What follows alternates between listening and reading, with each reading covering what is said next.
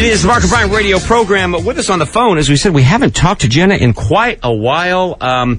She is, and I'll speak for both of us here, she is the kind of person that just to be in her presence will put you in a better place. She is just a very, very special person and an incredibly talented actress, Jenna Elfman. Good morning, Jenna. Good morning, guys. Hey, how you doing?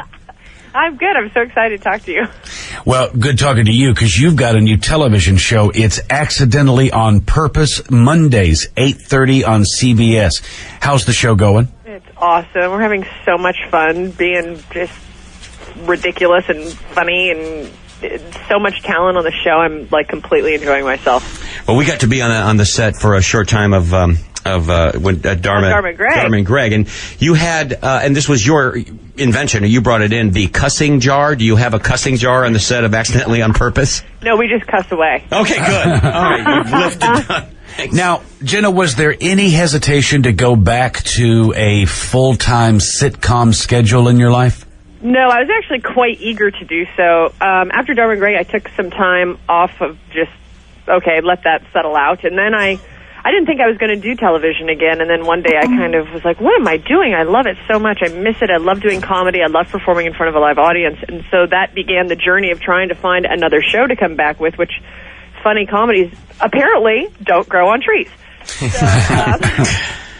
it took a while, and I've been, I was under like one development deal to another development deal under, with networks, just trying to find another fun comedy that I really felt like I could do something with. And yeah. Now, situation comedy is really kind of like anything else, dramatic television, feature film. It's all about the writing. How careful were you guys in assembling your writing staff? Yes. Well, luckily, finding this script, I had said, okay, no more development deals because nothing's coming of this that was working.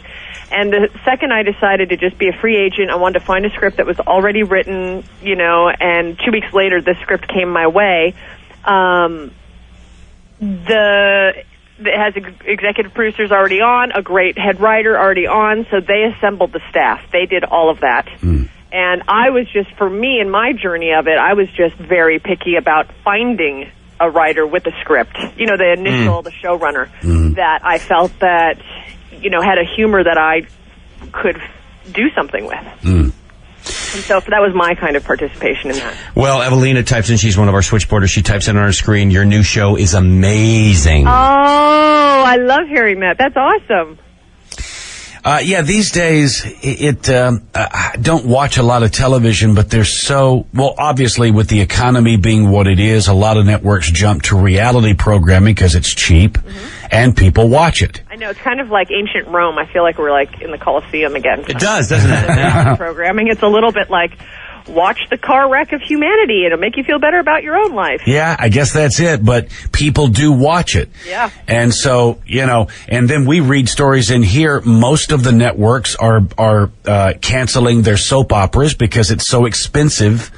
Apparently the female workforce has increased. Therefore, the ratings on these soap operas are low and they're getting rid of those shows. Wow.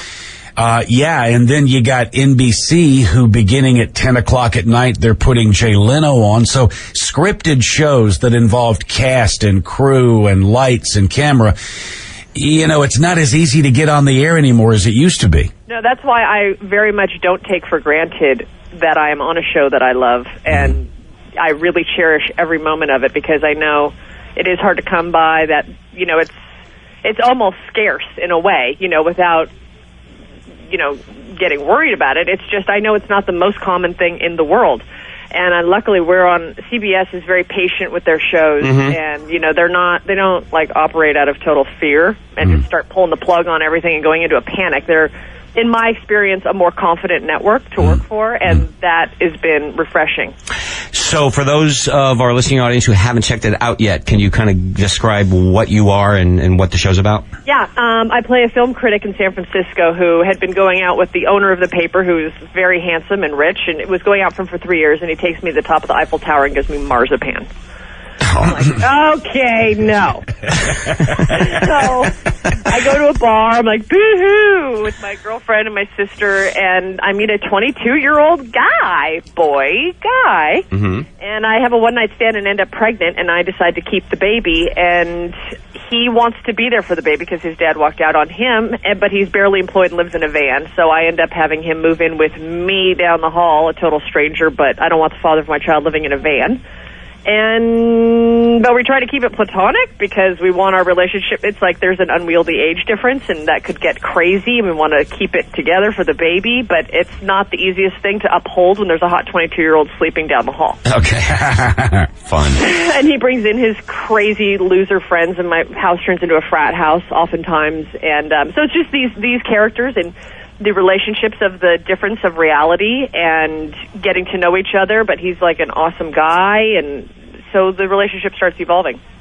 And tonight is our Christmas episode. We meet the parents, and we have a little cliffhanger at the end with me and Zach. So, well, speaking of family, how's Bodie? Oh, Bodie is awesome. I heard you talk about the Christmas card. Thank you for that. I had to look twice. Yeah, that's her, and that's Bodie. Yeah, that was all Bodie's idea. He conceives and produces these Christmas cards that we do. And it was trying to get young Mr. Story Elfman, a 2-year-old, into Indian, darkening, because we had to put dark makeup on, put our wigs on. Right. We had a whole little wig for him, and he was like, And to try to get the makeup on him was ridiculous, because then he'd keep wiping, he'd rub his eyes, and then he'd have a big white splotch going across his face. So that was but it was really fun to do. And trying to find an Indian costume that fit my pregnant belly was also quite an adventure. Well, thank you for sending it. That was very, very fun to see. You're welcome. And speaking of family, what will the holidays be for you?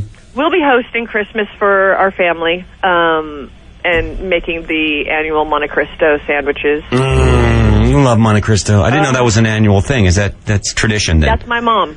Yes, and they've since moved out of town, so they come into town for the holidays. So we'll be prepping those on Christmas Eve and spending time with Mom and Dad, because they don't get to see the baby very often.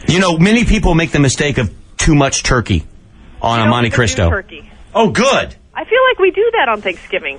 We do that on Thanksgiving. Right. So why turkey twice? So it's ham and the cheese and the deep... Okay.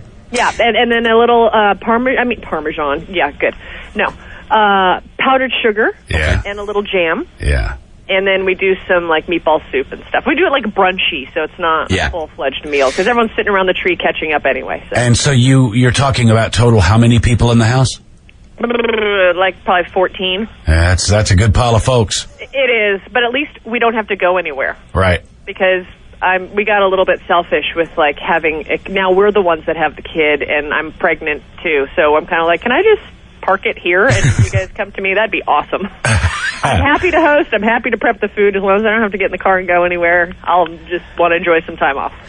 Well, there you go. The show is, check out the Christmas episode tonight. It's called Accidentally on Purpose, Mondays, 8:30 on CBS. Good talking to you again, Jenna. You too. I send you big hugs. I wish I was there in person so I could just give you guys big hugs. I miss you, and I wish you all the very best. Well, next time you do come in, if you could bring one of the Monte Cristos, that'd be nice. All right, I'll do that. Thank you. Jenna, best of luck with the show. Okay, guys, thank you. See you.